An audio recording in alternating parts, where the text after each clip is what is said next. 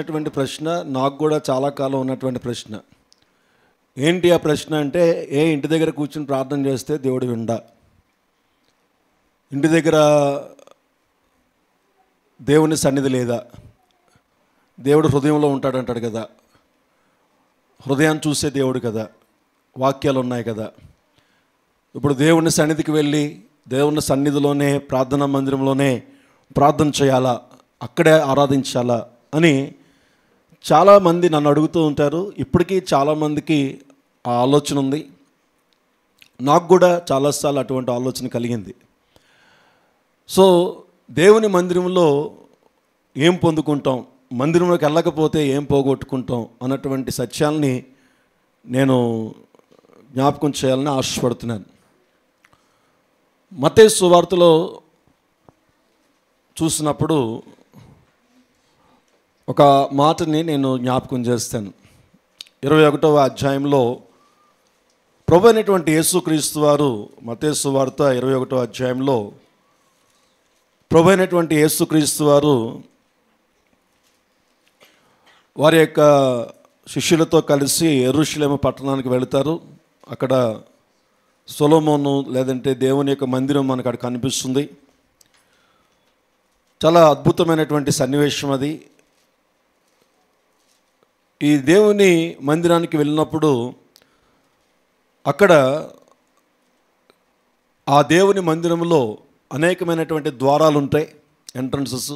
నేను చాలాసార్లు చెప్పాను, అన్యజనాంగము అంటే దేవుని ఎరగని ప్రజలు కూర్చునే స్థలము, యూదులు కూర్చునే స్థలము, యూదేతరులు కూర్చునే స్థలము, లేవీలు వెళ్ళే ద్వారము, యాజకులు వెళ్ళే ద్వారము, ఈ విధంగా అక్కడ ద్వారాలు ఉంటాయి, అక్కడ ప్లేసెస్ ఉంటాయి. ఇక్కడ మనకు ఎలాగైతే చిన్నపిల్లలందరూ కంపల్సరీ ముందుకు వచ్చి కూర్చోవాలి, చిన్నపిల్లల తల్లులందరూ కంపల్సరీ ఆ గోడకు ఆనుకోవాలి. సో బాగా ఏడుస్తే అవతలకి వెళ్ళిపోవాలి. సో మగవాళ్ళందరూ ఇలా కూర్చోవాలి, మోకాలు చెప్పులు బాగున్న వాళ్ళందరూ కింద కూర్చోవాలి. ఇలాంటివన్నీ కూడా మనం కొన్ని నియమాల్ని ఏర్పాటు చేసుకుంటాం. అలాగే అక్కడ కూడా మందిరంలో ఎవరెవరికి ఏ స్థలాలు ఉన్నాయి అన్నటువంటి విషయాలు ఉన్నాయి. అక్కడ ఒక స్థలంలో దేవుని అంటే యూదేతరులు ఉన్నటువంటి స్థలంలో నుంచి లోపలికి వెళ్ళే ప్రాంతం ఉంటుంది. అక్కడ ఆ ప్రాంతంలో చాలామంది ఏం చేస్తున్నారంటే చాలా వ్యాపారాలు చేస్తున్నారు. అక్కడ మందిరానికి సంబంధించినటువంటి వ్యాపారాలు, లోపల కావాల్సినటువంటి పావురాలు అమ్మడం కానీ, గొవ్వలు అమ్మడం కానీ, లేదంటే పత్రాలు అమ్మడం కానీ, ఇలాంటి అన్నీ కూడా వ్యాపారం అక్కడ జరుగుతుంది. ఇది ప్రభు అయినటువంటి యేసుక్రీస్తు వారు చూశారు. చూసి మత్తయి సువార్త 21వ అధ్యాయంలో 12వ వచనంలో మనం చూస్తే, యేసు దేవాలయంలో ప్రవేశించి క్రయ విక్రయములు చేయవారినందరినీ వెలగొట్టి రూకలు మార్చువారి బల్లలను, గువ్వలు అమ్మువారి పీఠములను పడద్రోసి నా మందిరము ప్రార్థనా మందిరం అనబడును అని వ్రాయబడి ఉన్నది. అయితే మీరు దానిని దొంగల గుహగా చేసేది వారనేను. జాగ్రత్తగా మనం గమనిస్తే అంత కోపము ఎప్పుడు కూడా యేసుక్రీస్తు పడ్డం మనం గమనించాం. కొంచెం అంత కోపపడ్డం, అంతగా బల్లలు ఇసిరేసే పరిస్థితి సన్నివేశాన్ని ఒకసారి ఆలోచించుకుందాం. బల్లలు విసిరేసేటట, వాళ్ళు అమ్ముతున్నటువంటి ఆ వ్యాపారపు స్థలములో అక్కడ ఉన్నటువంటి అన్నీ కూడా విసిరివేసేటట, బయటికి విసిరివేసి అక్కడ ఒక మాట అంటున్నాడు. ఏంటంటే నా మందిరము లేదంటే దేవుని మందిరము లేకపోతే నా మందిరము ప్రార్థనా మందిరము. చెప్పండి గట్టిగా ఒకసారి, ప్రార్థనా మందిరము అనబడుతుంది అన్నాడు. అసలు ఆ దేవుని మందిరానికే టైటిల్ పెట్టేశాడు. అక్కడ ప్రార్థనకి సంబంధించినటువంటి శక్తి, ప్రార్థనా బలము, ప్రార్థన అభిషేకము, ప్రార్థన చేయటం ద్వారా దేవుడు ఏం కార్యాలు జరిగించాలనుకుంటున్నాడో ఆ కార్యాలు జరిగించగలిగినటువంటి ప్రార్థన ఆ మందిరానికి పేరు పెట్టబడింది. జాగ్రత్తగా మనం గమనించాలి.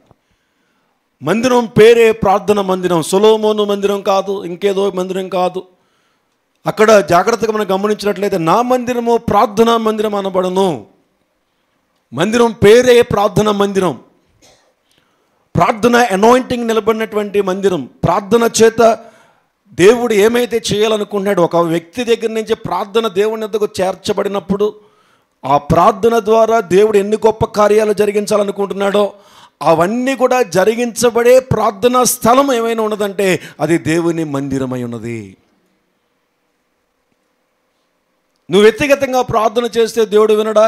వింటాడు. కుటుంబంతో కలిసి చేసే ప్రార్థన దేవుడు వినడా? వింటాడు. వాటన్నిటికీ మించినటువంటి బలము దేవుని మందిరంలో దేవుడు దాచి ఉంచాడు. నీ వ్యక్తిగతంగా చేసినటువంటి ప్రార్థన నీ కుటుంబానికి చేసిన ప్రార్థనకి బలము కూర్చేది, సపోర్ట్ చేసేది.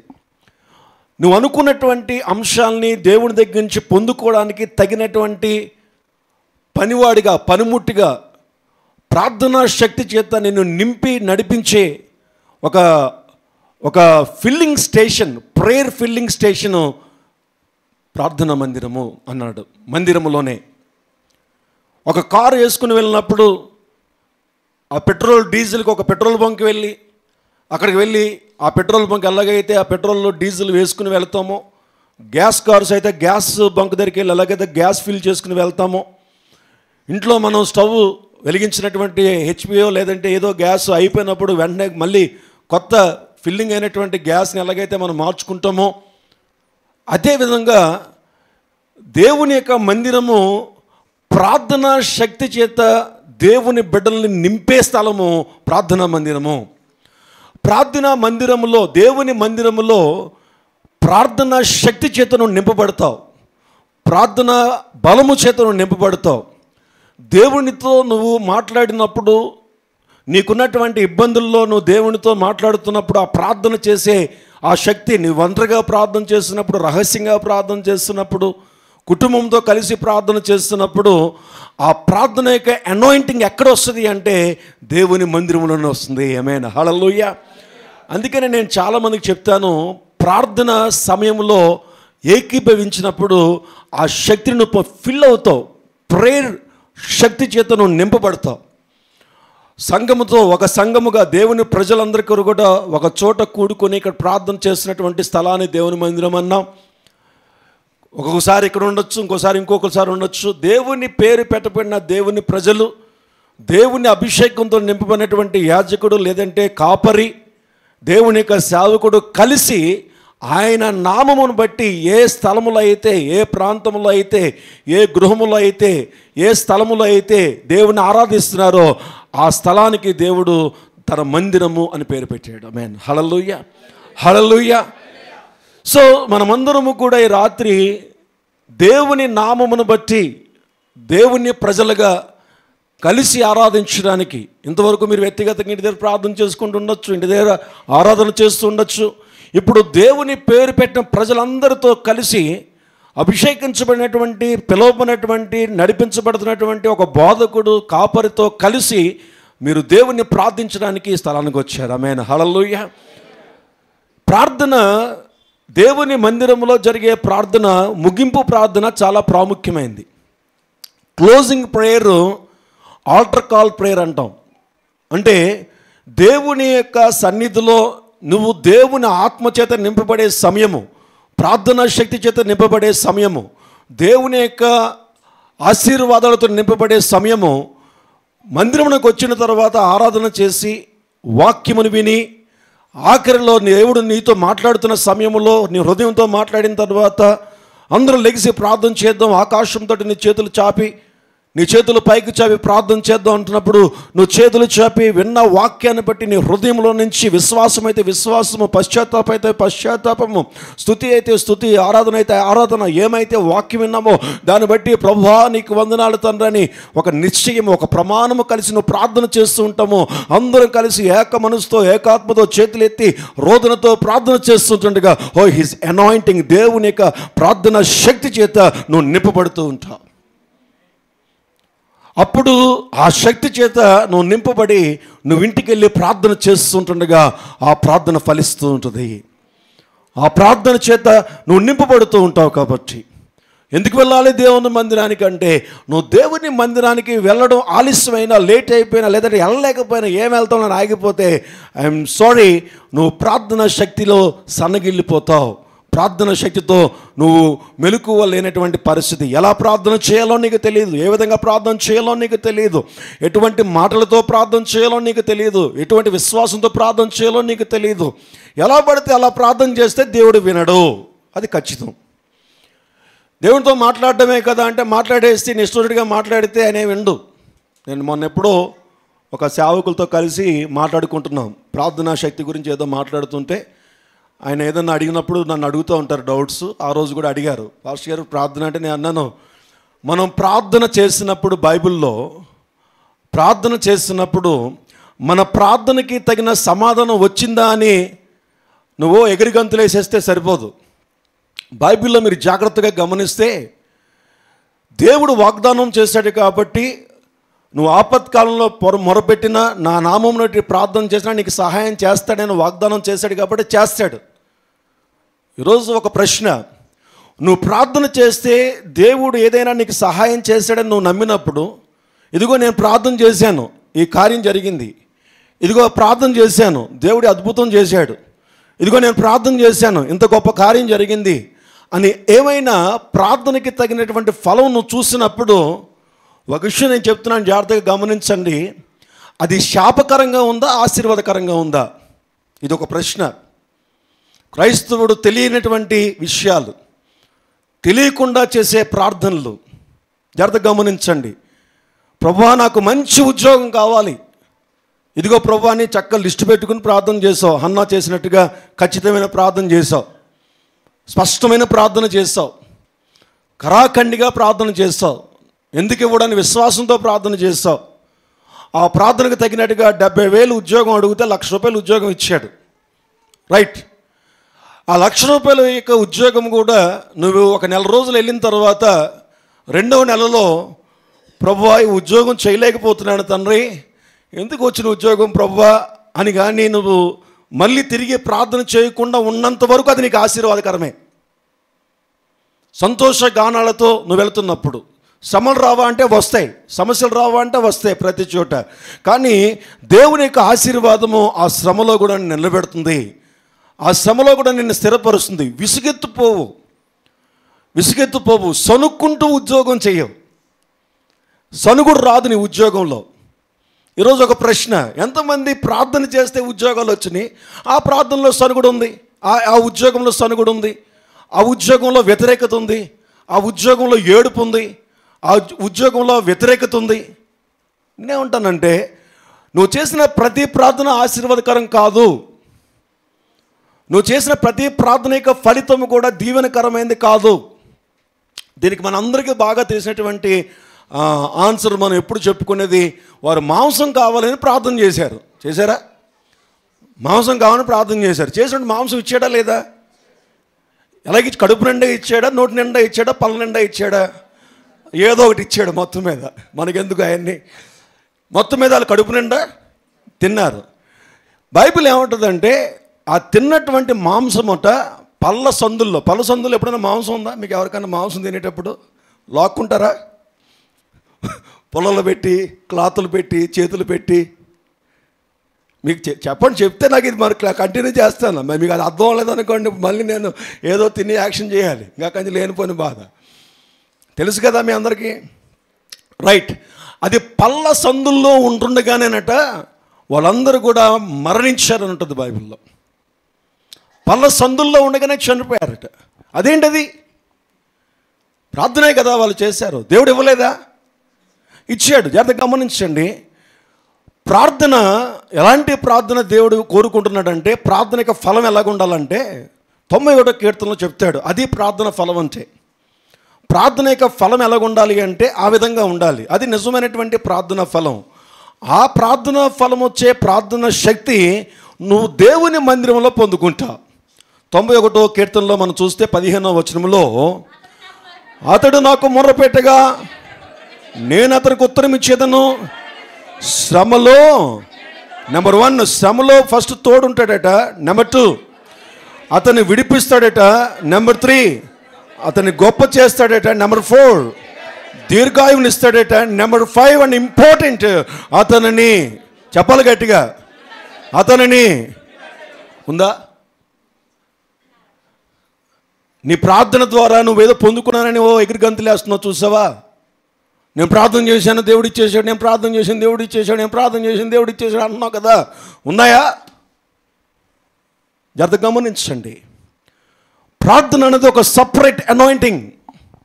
ఎవరు పడతారు, ఎక్కడ పడితే ఎక్కడ, ఎలా పడితే అలా చేస్తే వచ్చే ఫలితం కాదు అది. జాగ్రత్తగా గమనించండి. ఇది దేవునికి సంబంధించింది, ఇది నీ బ్రతుక్కి సంబంధించింది, ఇది నీ జీవితానికి సంబంధించింది, దేవునికి సంబంధించింది.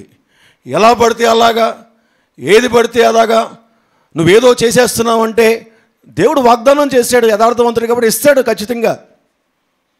మాట మీద నిలబెడే దేవుడు మన దేవుడు. ఏదైనా చెబితే దాని ప్రకారంగా చేస్తాడు. మాట ఇచ్చాడు, నువ్వు నా నామను ప్రార్థన చేస్తే నేను ఏమడిగినా ఇస్తానని చెప్పాడా లేదా? మనం అదే కదా పట్టుకుంటాం.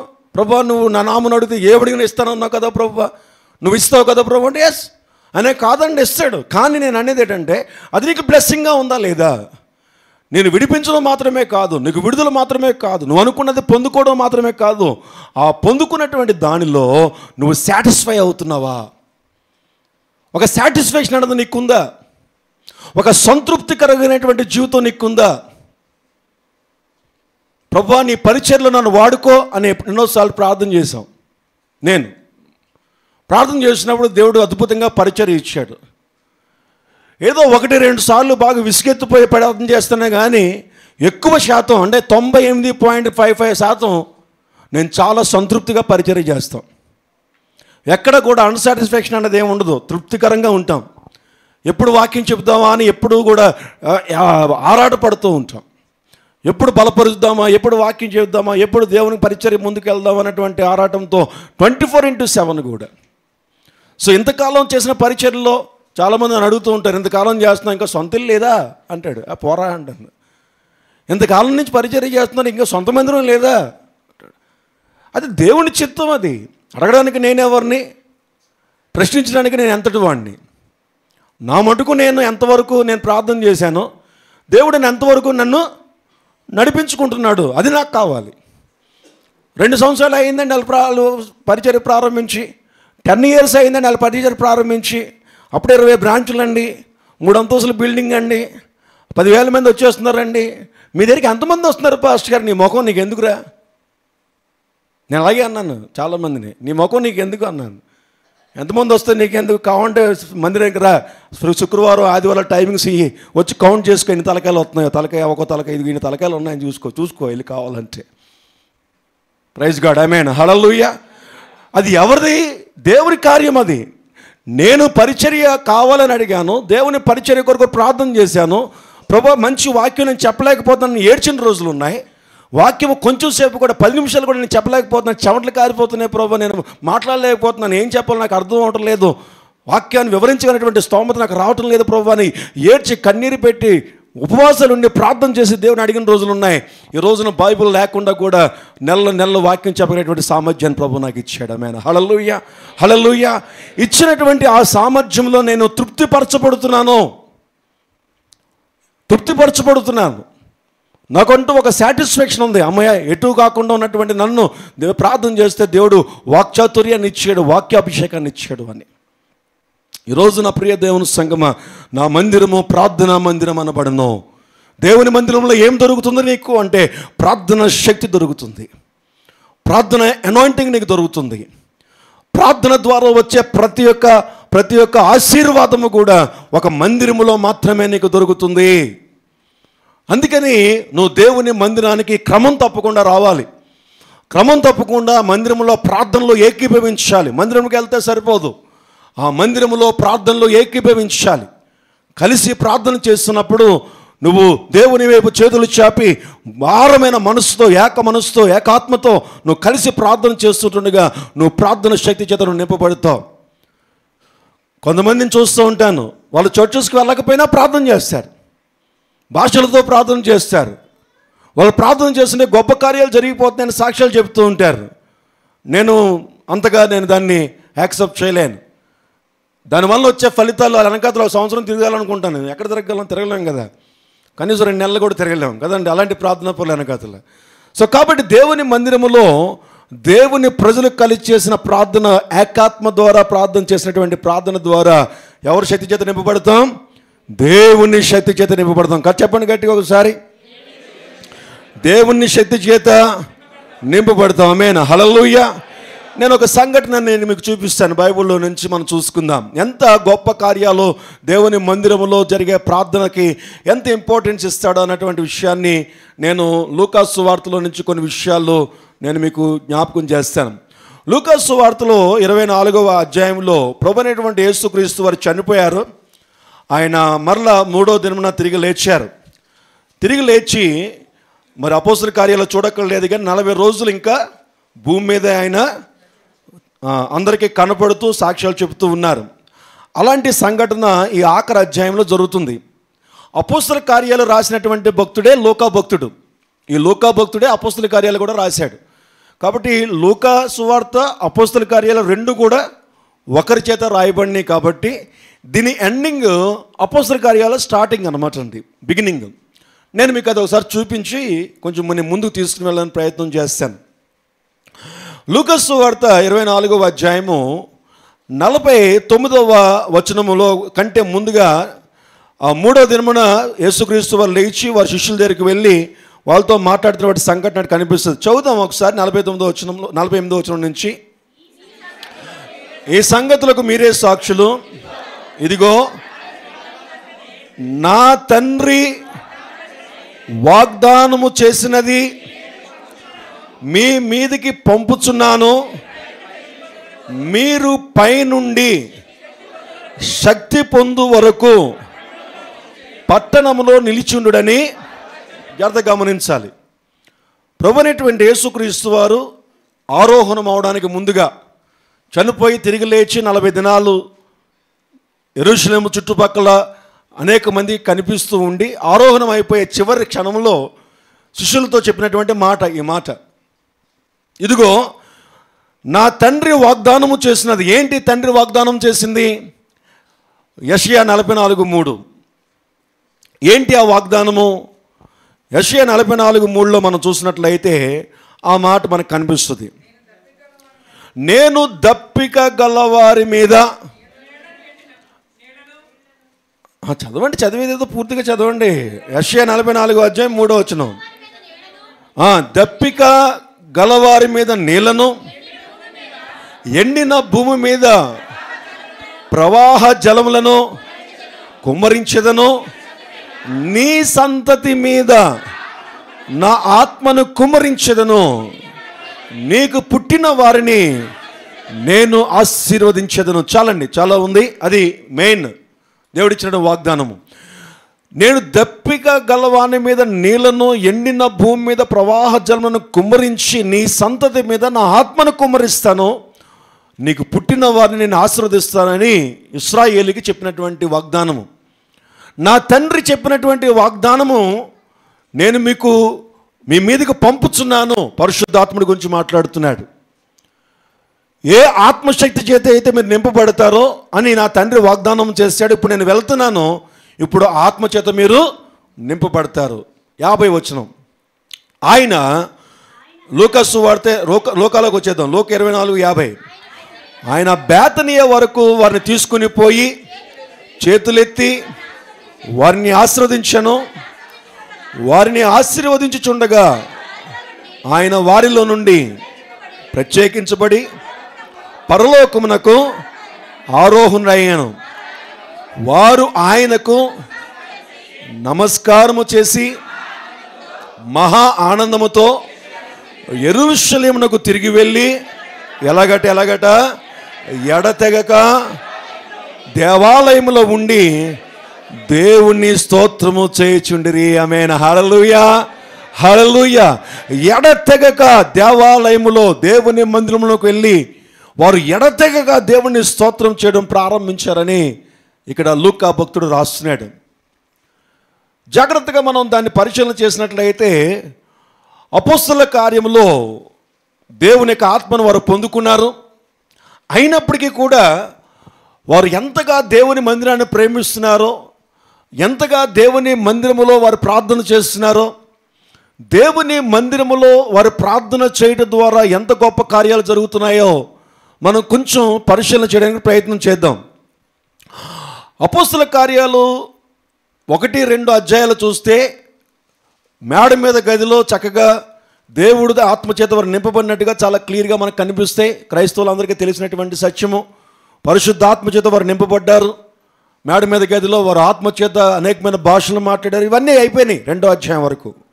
3వ అధ్యాయం ప్రారంభంలో మనం చూస్తే పగలు 3 గంటలకు ప్రార్థనా కాలమున పేతురును యోహానును దేవాలయమునకు ఎక్కి వెళ్ళుచుండగా. జాగ్రత్తగా గమనించండి. ఎందుకు వెళ్ళాలండి? అవసరం ఏంటి?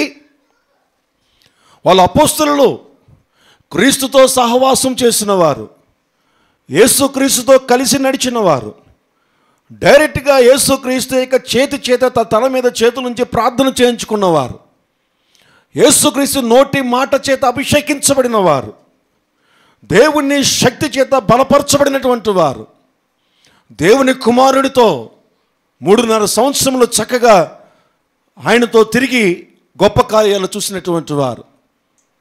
అటువంటి పేతురు యోహానులు 3వ అధ్యాయంలో చూస్తే పగలు 3 గంటలకు ప్రార్థనా కాలమున, ఆ కాలము ఏ కాలము? ప్రార్థనా కాలము. ఎప్పుడైతే ప్రార్థనా కాలము మందిరపు సమయములో, ఆ ప్రార్థనా కాలమున వారు దేవుని మందిరమునకు ఎక్కి వెళ్ళుచుండగా, దేవుని యొక్క సేవకులైనటువంటి అపోస్తలులే మందిరము మానలేదు. నా ప్రియ దేవుని సంగమా, నువ్వెంత నేనెంత?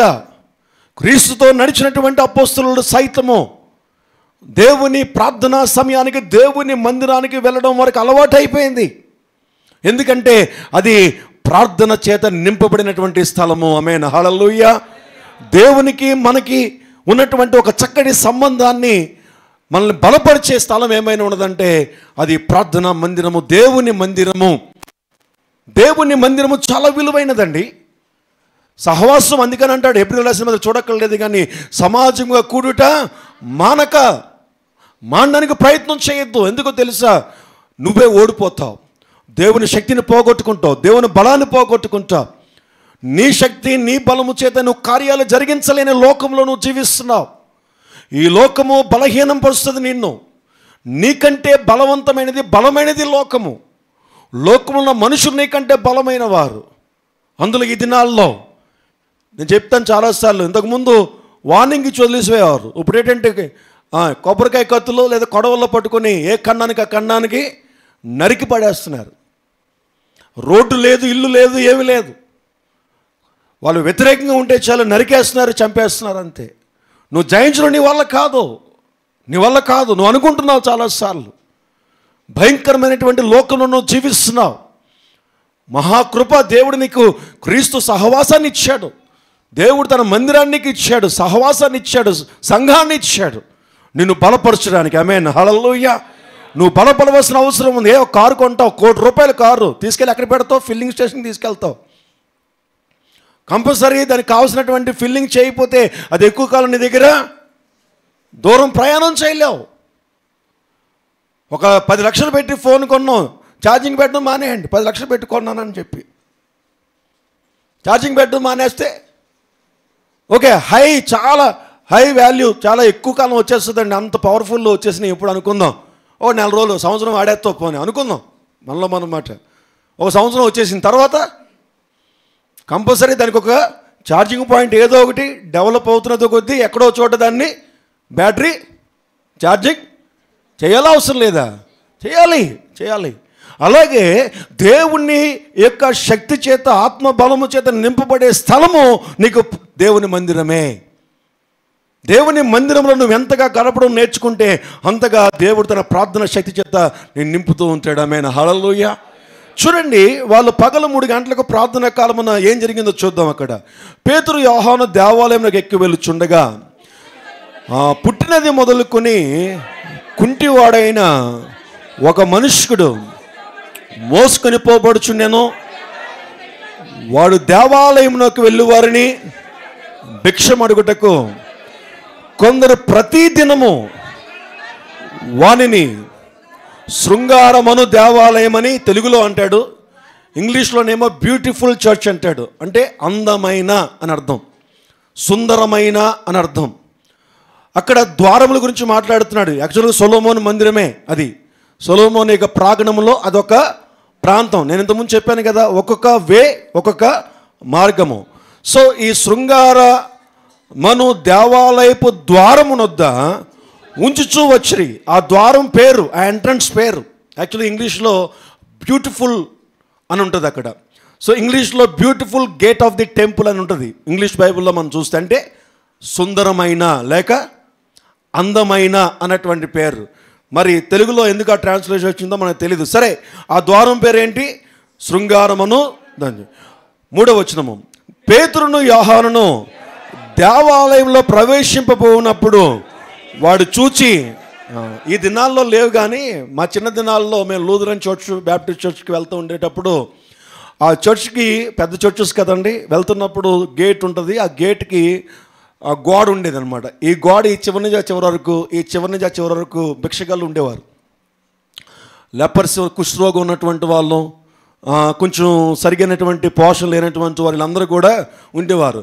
మేము వెళ్తూ వెళ్తూ ఏం చేసేవాళ్ళం అంటే దేవాలయంలో మందిరంలో కానుకలతో పాటుగా వాళ్ళు కూడా కొంత ఇచ్చేవారు మా ఇంట్లో వాళ్ళు. మేము వెళ్ళి ఏం చేసేవాళ్ళం అంటే అందరికి వేసే కంటే చూసేవాళ్ళం. అక్కడ ఎలా చూసి ఎవడు మన ధ్యానంగా ఉన్నాడో వెళ్ళి ఆడికి వేసేవాళ్ళం. ఆడి యాక్టర్ ఏంటో మనకు తెలియదు కానీ మొత్తం మీద దీనమైన ముఖం ఎవరికైతే ఉందో వాడికి వేసేవాళ్ళం. గుర్తుందా ఎవరికైనా? ఇంతకుముందు చర్చెస్లో ఇప్పటికి ఉన్నాయి కదండి. పెద్ద పెద్ద కొంచెం చర్చెస్లో మనకి బ్యాప్టిస్ట్ లూథరన్ చర్చెస్లో ఎక్కువ కనిపిస్తాయి మీకు.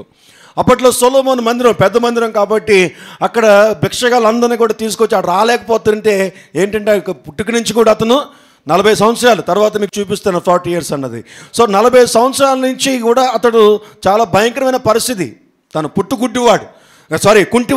కుంటివాడు. సో అతన్ని మోసుకొని వచ్చి అక్కడ. సో ఎప్పుడైతే ఈ పేతురు యోహానులు దేవుని మందిరానికి దేనికి వెళ్తున్నారు? ప్రార్థనకు వెళుతున్నారు. ఆమేన్, హల్లెలూయా.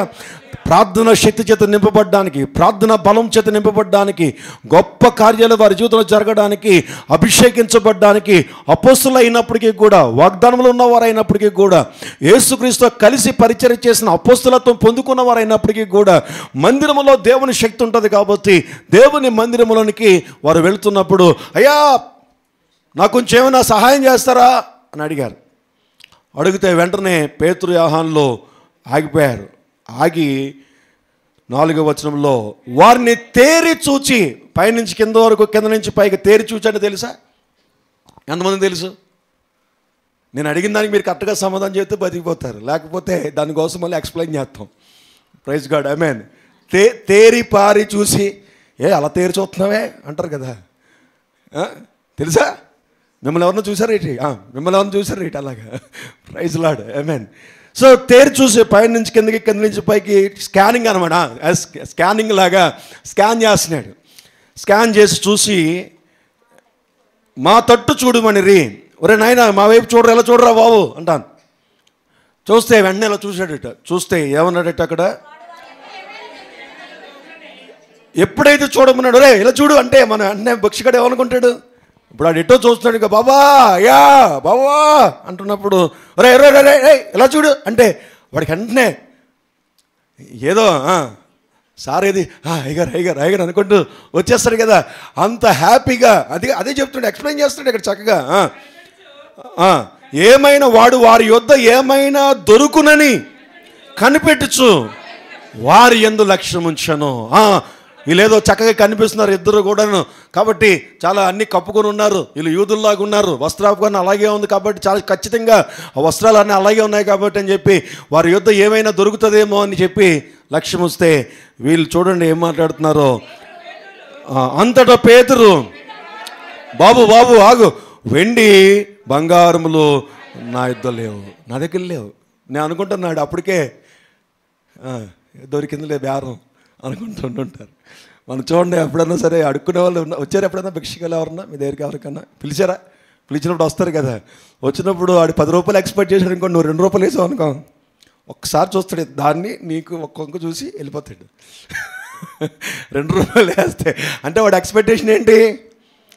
మినిమం 10 రూపీస్ వేస్తామని, మినిమం 10 రూపీస్ వేస్తామని ఎక్స్పెక్టేషన్, అందుకని పిలిచామని. ఎందుకంటే మీ రూపం, మీ యొక్క వస్త్రాలు, మీ యొక్క స్టైల్ అంతా కూడా ఎలా ఉంటుందంటే ఆడు చూడగానే 100 రూపీస్ కూడా ఎక్స్పెక్ట్ చేస్తాడు. ఆడికి తెలుసు నువ్వు లోపల 2 రూపాయలు తీస్తావని. సో వెండి బంగారములు నా యొద్ద. నేను ఇది చదువుతున్నప్పుడు చాలా ఆశ్చర్యపోయాను. వెండి బంగారం అంటాడేంటి అంటే ఆ రోజుల్లో అలాగే వేసేవారు అనమాట. భిక్షగాళ్ళకి బంగారం వేసేవారేమో, వెండి వేసేవారేమో. బాబు నా దగ్గర అలాంటివి ఏమీ లేవు అని చెప్పి ఏమంటున్నాడంటే, లేవు కానీ కలిగినదే నీకు ఇచ్చుచున్నాను, నజరేయుడైన యేసుక్రీస్తు నామములో నడుమని చెప్పి వాని కుడి చేయి పట్టుకుని లేవనెత్తెను. వెంటనే వాని పాదములను చీల మండలను బలము పొందెను. వాడు దిగ్గున లేచి నిలిచి నడిచెను. నడుచుచు గంతులు వేయచ్చు, దేవుణ్ణి స్తుతించుచు వారితో కూడా దేవాలయంలోకి వెళ్ళాను. గట్టిగా చెప్పలు కొడదామండి ఒకసారి, గడి చెప్పలు కడదామా? ఎంత చక్కటి మాట. చాలండి, చాలు చాలు చాలు.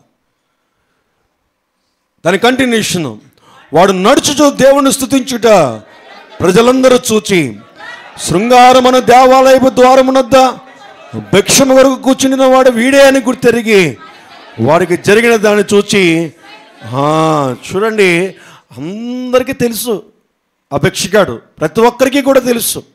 చూసినటువంటి వాళ్ళందరూ కూడా చూడండి ఎన్ని సంవత్సరాల నుంచి అంటే 4వ అధ్యాయం 22వ వచనం చూస్తే మీకు కనిపిస్తుంది. 4:22 చూడండి ఒకసారి. 4:22 స్వస్థపరచుటను సూచక్రియ ఎవరి విషయంలో చేయబడిన వాడు 40 ఏళ్ల కంటే ఎక్కువ వయసు కలిగినటువంటి వాడు, 40 years కంటే ఎక్కువ ఉన్నాయి ఆడికి. సో పుట్టుకు నుంచి కుంటువాడు. సో ఇతను వెల్ ఫేమస్డ్ బెగ్గర్. చూడండి కాంప్లెక్స్ దగ్గర ఈడు ఇక్కడే ఉన్నాడు రా అనేవాళ్ళం మేము. అంటే ఎప్పటి నుంచో మీకుంది అలాంటి ఎక్స్పీరియన్స్ ఎవరికైనా ఉందా? చాలా కాలం నుంచి ఒకే బెగ్గర్ని చూసాను. నీకున్నామా? ప్రైజ్ గాడ్, ఆమేన్. 1 2 3 4 5 మీరు ఇంట్లో నుంచి ప్యాక్ చూపించారు, ఏంటో తెలియదు. మీరు ప్రైజ్ గాడ్, ఎవరేమో మీరు ఎవరికైనా బండి మీద డ్రైవింగ్ కదా, వెళ్ళిపోవడమే బర్రమని. Praise God. చాలా కాలం నుంచి అతను తెలుసు. జాగ్రత్త గమనించండి, ఇక్కడ ఒక అద్భుతమైన కార్యం జరిగింది. ఏం జరిగిందంటే, నేను ఈ విషయాన్ని మీకు తెలియజేయడానికి నేను చాలా సంతోషిస్తున్నాను. ఇక్కడ ఏం జరిగిందంటే, జాగ్రత్త గమనించండి. దేవుని మందిరానికి వచ్చి దేవుని మందిరములో ఎందుకు ప్రార్థనా బలాన్ని పొందుకోవాలి? దేవుని మందిరములో దొరికే ప్రార్థనా బలము ఎందుకు నీకు అవసరము అంటే, ఇక్కడ జరిగిన సంఘటన మనం జాగ్రత్తగా గమనించుకున్నట్లయితే, బంగారం వల్ల కానీ, ధనం వల్ల కానీ, ధన సమృద్ధి వల్ల కానీ, ఉద్యోగాల వల్ల కానీ, వ్యాపారముల వల్ల కానీ, నీకున్నటువంటి బంధువుల వల్ల కానీ, స్నేహితుల వల్ల కానీ, లేదా నీకున్నటువంటి ఆస్తిపాస్తుల వల్ల కానీ జరగని గొప్ప కార్యాలు ప్రార్థన వల్ల జరుగుతాయి. ఆమేన్. హల్లెలూయా, హల్లెలూయా. అక్కడ ప్రార్థనా శక్తి చేత నింపబడిన పేతురు, యోహానులు దేవుని మందిరమును విడిచిపెట్టట్లేదు. యేసుక్రీస్తు వారు చెప్పి వెళ్ళారు, ఇదిగో యెరూషలేములో కనిపెట్టంటే ఆ రోజు నుంచి వారు దేవుని మందిరానికి వెళ్ళి స్తుతించడం ప్రారంభించారు. వారు ఆత్మను పొందుకున్నారు, శక్తిని పొందుకున్నారు, అభిషేకాన్ని పొందుకున్నారు, గొప్ప కార్యాలు చేస్తున్నారు. కానీ మందిరానికి వెళ్ళడం మానలేదు. ఆ దేవుని మందిరంలో ఉన్నటువంటి ప్రార్థన శక్తి ఎంత గొప్పదంటే, నీకున్నటువంటి విలువల కంటే గొప్పవి. ఆమేన్. హల్లెలూయా. నువ్వెంత ఆస్తిపరుడు అయినా, నువ్వెంత ధనవంతుడు అయినా, నువ్వెంత ఉన్నతమైన స్థితిలో ఉన్నా, దానివల్ల జరగని పని నీ ప్రార్థన శక్తి ద్వారా దేవుడు చేసి చూపిస్తాడు. అటువంటి శక్తి ఎక్కడ దొరుకుతుంది అంటే, ఒక దేవుని మందిరములోనే. ప్రభు అయినటువంటి యేసుక్రీస్తుని సొంత రక్షకుడుగా అంగీకరించి నీ జీవితాన్ని దేవునికి అప్పగించుకున్న తర్వాత నువ్వు దేవుని మందిరానికి వచ్చినప్పుడు ప్రార్థనా శక్తి చేత నింపబడతావు. అప్పుడు ఆ ప్రార్థనా శక్తి ఎంతవరకు పనిచేస్తుందంటే, నీ వల్ల కాని పనులు నీ చేత జరిగించేంత స్థాయికి దేవుడి కార్యాలు జరుగుతాయి. ఆమేన్. హల్లెలూయా, హల్లెలూయా. అందుకనే సమాజంగా కూడుట నువ్వు మానకూడదు. వాతావరణం ఏమైపోయినా, పరిస్థితులు ఏమైపోయినా, స్థితిగతులు ఏమైపోయినా, దగ్గర 4 రోజుల నుంచి బాబీకి థ్రోట్ ఇన్ఫెక్షన్, థ్రోట్ పెయిన్. తనకి థ్రోట్ అస్సలు పనిచేయట్లేదు. ఇంటి దగ్గర అంటుంది. నేను అందుకే చూస్తే చక్కగా బాగానే పాడిందండి. పాటలు ఏమైనా తెలిసిందా తనకి? ఏమైనా థ్రోట్ పెయిన్ అని, ఏమైనా వాయిస్ ఏమైనా మేల్ వయసు ఏమైనా వచ్చేసింది ఏంటి? ఫిమేల్ వయసు ఉందా? ప్రైజ్ లార్డ్, ఆమేన్, హల్లెలూయా. గొంతులు పోతే ఏ వయసులో వచ్చేస్తాయి మీ అందరికీ చెప్పరే? మేల్ వయసు వచ్చేస్తే వాళ్ళకి జంతువుల వయసులో వచ్చేస్తే ఏయో బొంగురిపోయి దగ్గర 4 రోజుల నుంచి బీజేకి ఫ్లమ్, బాగా దగ్గు, సరిగ్గా తనకి హెల్త్ సరిగ్గా లేదు. మొన్న సండే నుంచి కూడాను తను కూడా ఏమన్నా వాయిస్ ఏమన్నా జంతువులాగా ఏమన్నా పాడాడా? ప్రైజ్ గాడ్, ఆమేన్, హల్లెలూయా. దేవుని మందిరమునకు రావటం వలన దేనైనా మనం జయించగలం. ఆ ప్రార్థన శక్తి ఎంత విలువైనదంటే మన జీవితంలో చేయలేని గొప్ప కార్యాలు చేయగలిగినటువంటి శక్తిమంతులుగా మనం నిలబెడుతుంది. ఆమేన్, హల్లెలూయా, హల్లెలూయా, హల్లెలూయా. అందుకనే మనం ఏం చేయాలంటే దేవుని మందిరానికి రావాలి. ఇప్పుడు ఏం దొరుకుతుంది దేవుని మందిరంలో? ప్రార్థనా శక్తి దొరుకుతుంది. చెప్పండి ఒకసారి, దేవుని మందిరంలో ఏం దొరుకుతుంది? ప్రార్థనా శక్తి దొరుకుతుంది. ప్రార్థనా శక్తి అంటే ఇందాక 91వ కీర్తన చూసినట్టుగా అద్భుతము. నువ్వు ప్రార్థన చేస్తుంటే గొప్ప కార్యాలు జరుగుతూ ఉంటాయి. ఆ శక్తి నువ్వు పొందుకోవాలంటే అది ఎక్కడ దొరుకుతుంది అంటే ఒక దేవుని మందిరంలోనే. యేసుక్రీస్తుని సొంత రక్షకుడిగా అంగీకరించి నమ్మి బ్యాప్టిజం తీసుకొని దేవుని బిడలుగా, దేవుని ప్రజలుగా ఉన్నటువంటి వారితో కలిసి, దేవుని సేవకుడితో కలిసి నువ్వు ఆరాధించి, స్తుతించి, ప్రార్థిస్తుంటుండగా ఒక దేవుని యొక్క అభిషేకం, ఆత్మచేత నువ్వు నింపబడుతూ ఉంటావు. ఆమేన్, హల్లెలూయా. నీకు అది అర్థం అవ్వకపోయినా, నీకు తెలియకపోయినా దేవుడు తన శక్తి చేత నింపుతూనే ఉంటాడు. ఆ నింపుదలతో నువ్వు ఇంటికి వెళ్ళి చిన్న ప్రార్థన చేస్తే గొప్ప కార్యాలు జరుగుతాయి. అతను అన్నాడు, నా దగ్గర బంగారం కానీ వెండి కానీ లేదు, నా దగ్గర ఉన్నదంతా నీకు సహాయం చేస్తానంటే ఏమైనా బంగారం ఇస్తే, వెండి ఇస్తే ఏవో జరిగే తెలియదు కానీ తనకున్నటువంటి శక్తి చేత పుట్టుకతోనే కుంటివాడైనటువంటి తన దిగ్గున లేచి గంతులు వేస్తూ దేవుని మందిరానికి వెళ్ళే గొప్ప అనాయింటింగ్ దేవుడు అక్కడ ఇచ్చాడు. ఆమేన్, హల్లెలూయా, హల్లెలూయా. నా ప్రియ దేవుని సంగమా, ఎంత గొప్ప కార్యాలు జరుగుతాయంటే ఎవడి వలన జరిగినటువంటి కార్యాలు, నీ ధనం వలన జరిగినటువంటి కార్యాలు నీ ప్రార్థన ద్వారా జరగాలని దేవుడు ఆశపడుతున్నాడు. ఒక ప్రార్థన, క్రైస్తవుడు చేసిన ప్రార్థన విలువైనది, అది శక్తివంతమైనది. ఆ ప్రార్థన మనల్ని నిలబెడుతుంది, మన పక్కవాడిని కూడా నిలబెడుతుంది. మనల్ని బలపరుస్తుంది, మన పక్కవాడిని కూడా బలపరుస్తుంది. 100 రూపాయలు నువ్వు ఇవ్వలేమని బాధపడక్కర్లేదు. ప్రార్థన బలంతో నింపబడి వారి కొరకు నువ్వు ప్రార్థన చేయి. ఆ ప్రార్థన చేత దేవుడు వారికి గొప్ప కార్యాలు జరిగిస్తాడు. ఆమేన్, హల్లెలూయా. ఒక 100 రూపాయలు నేను ఇవ్వలేకపోయినని బాధపడకు. వారి కొరకు నువ్వు ప్రార్థన చేస్తే 100 రూపాయల కంటే విలువైనటువంటి కార్యాలు దేవుడు వారి జీవితంలో చేస్తాడు. ఆమేన్, ఆమేన్, హల్లెలూయా, హల్లెలూయా. జరుగుతున్నాయా? అటువంటి శక్తి చేత నింపబడుతున్నావా? అటువంటి బలము చేత నింపబడుతున్నావా? నా ప్రియ దేవుని సంగమా, 4వ అధ్యాయంలో ఏం జరిగిందంటే, ఎప్పుడైతే ఆ అద్భుతాలు, ఆశ్చర్యకార్యాలు జరిగినాయో మొత్తం అంతా కూడా వ్యాప్తి చెందేసింది. మొత్తం యెరూషలేములో ఉన్నటువంటి ప్రాంతం అంతా కూడా తెలిసిపోయిన తర్వాత 4వ అధ్యాయంలో వారు ప్రజలతో మాట్లాడుతుండగా 4వ అధ్యాయం 1వ వచనం మీరు చదవకండి, నేను చెప్పుకుని వెళ్ళిపోతాను.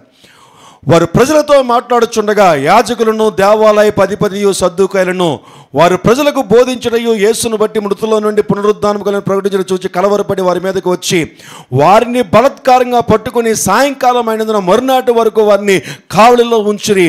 వాక్యం విన్న వారిలో అనేకులు నమ్మిరి. వారిలో పురుషుల సంఖ్య ఇంచుమించు 5,000 మంది. ఏం జరిగింది అంటే, ఇంత గొప్ప కార్యం జరిగింది కదా, ఇదంతా కూడా అందరికీ తెలిసిపోయిన తర్వాత అక్కడ ఉన్నటువంటి యాజకులు, సద్దూకాయులు, అధిపతులు, దేవాలయపు అధిపతులు అందరూ కూడా పేతురుని, యోహాను పిలిచారు. రండి అని పిలిచాడు. వచ్చారు కనుక కూర్చోండి నాయన,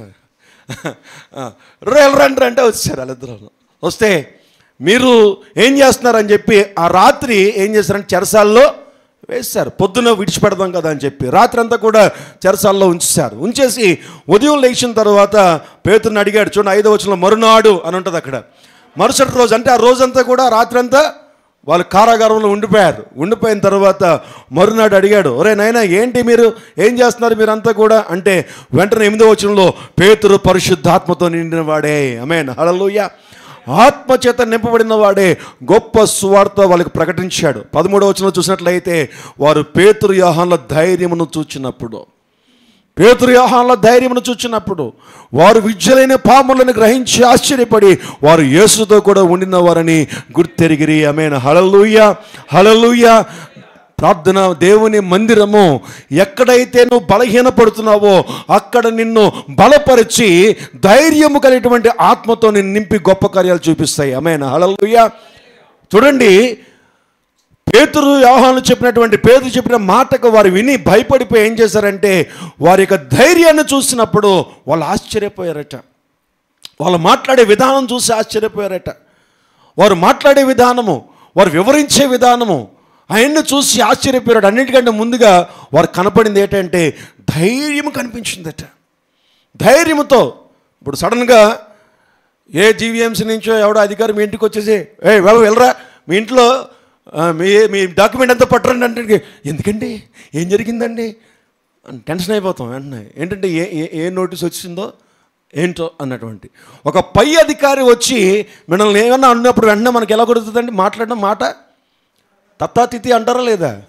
ఏమంటే ఒకటి మాట్లాడిపోయి ఒకటి మాట్లాడినటువంటి అనుభవాలు లేవా మీకు? ఎవరికి మీ పై అధికారుల దగ్గరికి ఎవరైనా వెళ్ళారా ఎప్పుడైనా? మీ డిపార్ట్మెంట్స్లో ఎవరైనా జాబ్ చేసిన వాళ్ళు కానీ ఎవరైనా ఎంతమంది వెళ్ళినప్పుడు ఏంటి సార్, హాయ్ సార్, ఏంటి సార్ అంటారా? ప్రైజ్ గాడ్, ఆమేన్.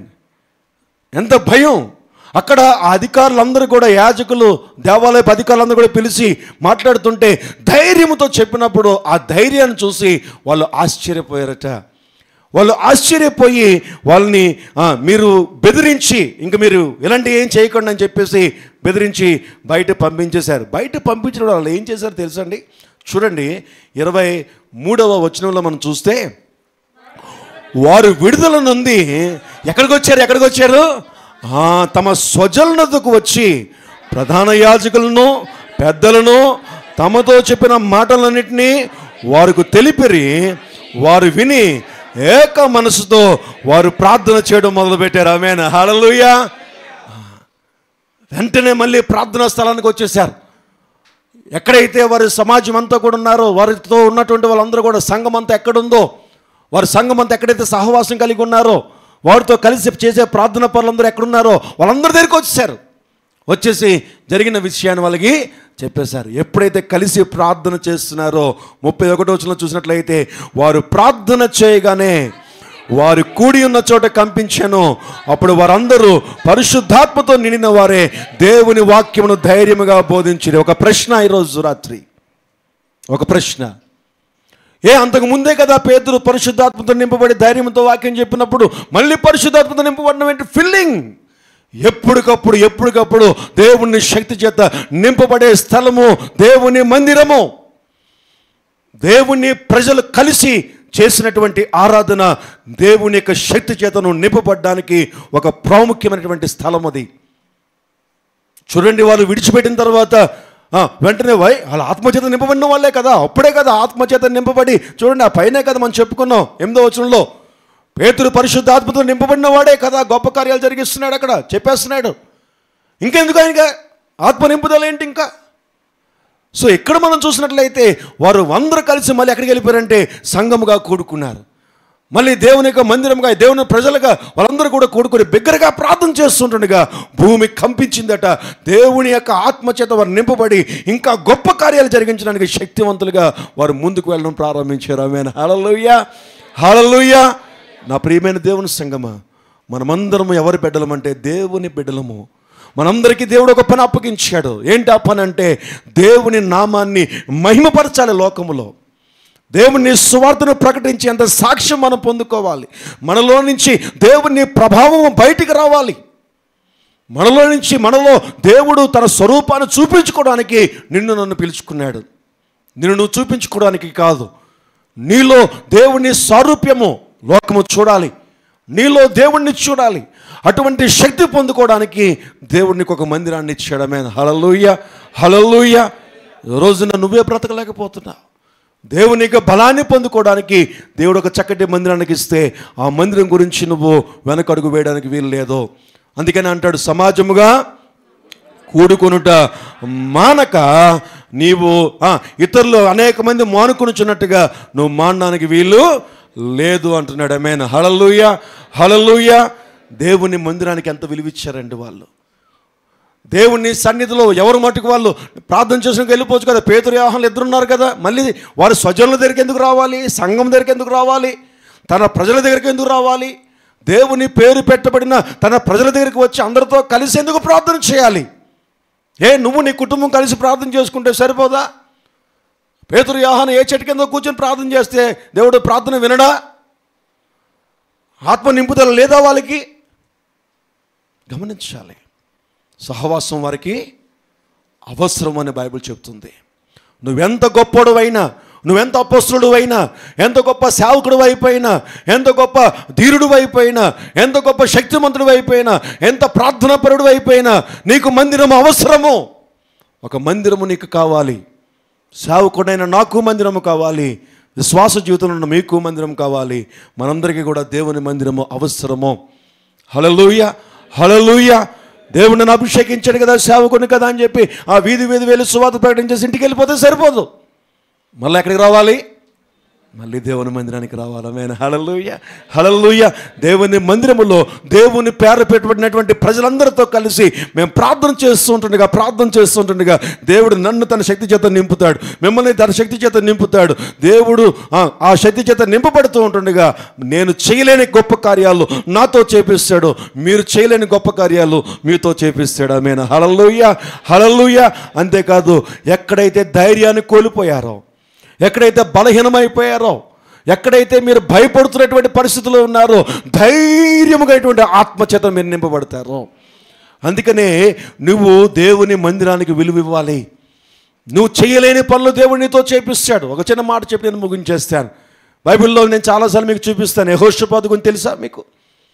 యెహోషాపాతు గురించి ఒక మాట నేను మీకు చూపించి మొత్తం చెప్పను. నేను మీకు అందరికీ చాలాసార్లు చెప్పాను కాబట్టి ఒక 2 విషయాలు మాత్రం మీకు రివీల్ చేసి నేను విడిచిపెట్టేస్తాను ఈరోజు. ప్రైజ్ లార్డ్, ఆమేన్, హల్లెలూయా. బయట బోరుని ఆకుండా వర్షం వచ్చేస్తుంది అనుకోండి, వదిలేసినా ఏం చేస్తారు మీరు? అలాగనుకుని కూర్చోండి. Praise Lord. ఒకసారి అలాగే బయట ఏం జరుగుతుందో తెలియదు, మనం వాక్యం కబొక కంగారు పడిపోయి వదిలేశాను నేను. ఎవడు వెళ్ళట్లేదు, ఇక్కడ ఉంటున్నాడు. ఎవరు వెళ్ళట్లేదు, ఏడు చూడంటే బయట వర్షం గారు అన్నాడు.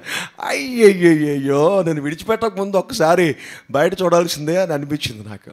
కాబట్టి చూడక్కర్లేదు కానీ అనుకోండి, బయట చాలా పెద్ద వర్షం వస్తుంది, ఇంకొక అరగంట వరకు వర్షం ఆగదు, అప్పుడు నేను వెళ్ళాలనుకోండి. ఎంతమంది అనుకుంటున్నారు అలాగా? ఎర్నవ్వు నవ్వుతున్నారు. ఆ నవ్వులో కూడా ఎన్ని అర్థాలు ఉన్నాయో. Praise God. దినవృత్తాంతాలు 20వ అధ్యాయం. ఇక్కడ నేను మీరంతా చదవకండి, నేను మీకు ఎక్స్ప్లెయిన్ చేసేస్తాను. మోయాబీయులు, అమ్మోనీయులు, మోయోనీయులు అనే కొంతమంది 3 రకాలటువంటి ప్రజలు, జనము, రాజులు, సైన్యము 3 మార్గాల్లో వచ్చారు. జాగ్రత్తగా గమనించండి. ముగ్గురికి తెలియదు, ఒకరు వచ్చినట్టుగా ఒకరికి తెలియదు, ఒకరు వచ్చినట్టుగా ఒకరు తెలియదు. ఇందులో కలిపి రాశారు కానీ దాని గురించి జాగ్రత్తగా ధ్యానం చేస్తే మనకు అర్థమవుతుంది. ముగ్గురు వేరు ప్రాంతాల నుంచి వచ్చారు. ఈ ముగ్గురు వేరు ప్రాంతాల్లో వేరు స్థలాల్లో వాళ్ళు ఆక్యుపై చేసుకుని ఉన్నారు. ఈ విషయం ఎవరో తెలిసింది? యెహోషాపాతు తెలిసింది. నేను 2 వచనాల మాట మీకు చూపించి నేను ముగించేస్తాను ఈ రాత్రి. 3వ వచనం చదువుదాం. అందుకు యెహోషాపాతు భయపడి, చూడండి, వెంటనే యెహోషాపాతుకి ఏం కలిగింది? భయం కలిగింది. దేని గురించి భయం కలిగింది? యుద్ధం. అక్కడ 3 రకాలటువంటి దేశాలు వచ్చేసినాయి. మోయాబీలు వచ్చేసారు, అమ్మోనీలు వచ్చేసారు, మయోనీలు వచ్చేసారు. 3 రకాలటువంటి ప్రాంతాలు, అంటే 3 ప్లేసెస్లో కూడా ఆక్యుపై చేసేసారు. ఎప్పుడు ఎవరు అటాక్ చేసేస్తారో తనకి తెలియనటువంటి పరిస్థితి. అప్పటికే యెహోషాపాతు దగ్గర ఇంచుమించుగా 11,60,000 మంది సైన్యం ఉంది. ఎంతమంది ఉన్నారండి? 11,60,000 మంది సైన్యం అప్పటికే ఉంది. అయినప్పటికీ కూడా వీరిని చూసి భయపడిపోయి ఎక్కడికి వెళ్ళాడు అంటే, మీరు తర్వాత ఇంటికి వెళ్ళి చదువుకోండి, దేవుని మందిరానికి వెళ్ళిపోయాడు.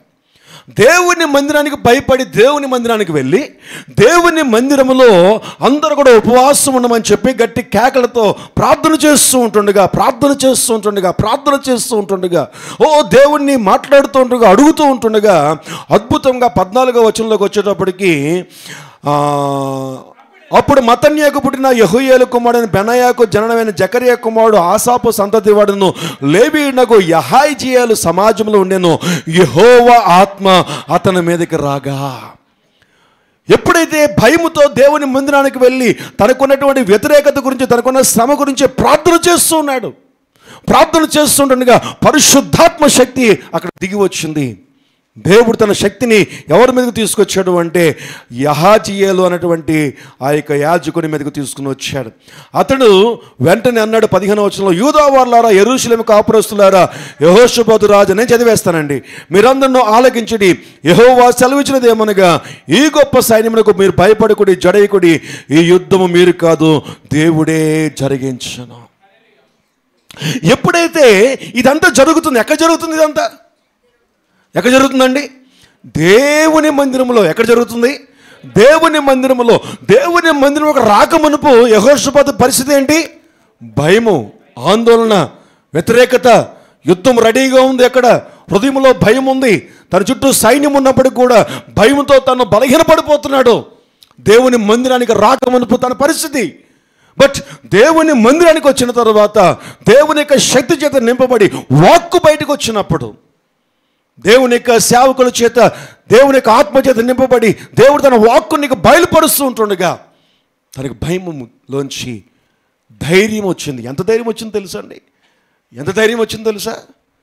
దేవుని మందిరం నుంచి బయటకు వెళ్తున్నప్పుడు ఎలాగ వెళ్ళాడంటే 21వ వచనంలో మనం చూస్తే, జనులకు హెచ్చరిక చేసిన తర్వాత యెహోవాను స్తుతించుటకు గాయకులను ఏర్పరిచి వారు పరిశుద్ధాలంకరము ధరించి సైన్యము ముందున నడుచు, యెహోవా కృప నిరంతరముండును, ఆయనను స్తుతించుడి అని స్తోత్రము చేయుటకు వారిని నియమించను.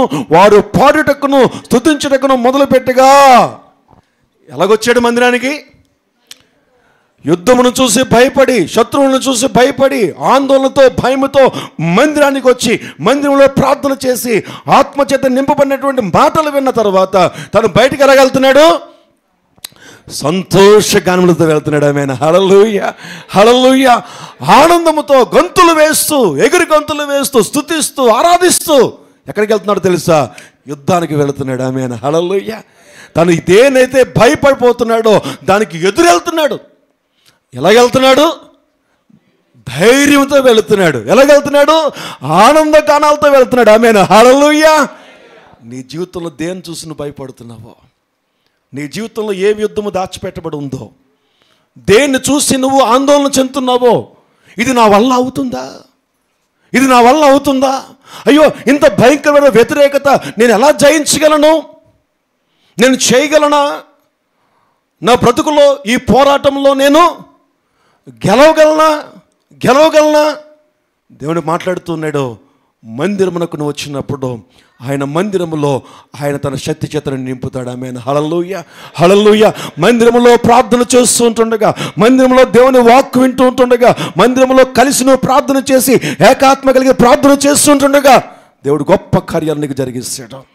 ఎటువంటి మనసు నీకు ఇస్తాడంటే, ఎటువంటి హృదయం నీకు ఇస్తాడంటే, ఎటువంటి విశ్వాసం నీకు ఇస్తాడంటే, అంతవరకు భయపడిపోయి ఆ యుద్ధము ఇప్పుడు నువ్వే ఎదురెళ్ళిపోతావట.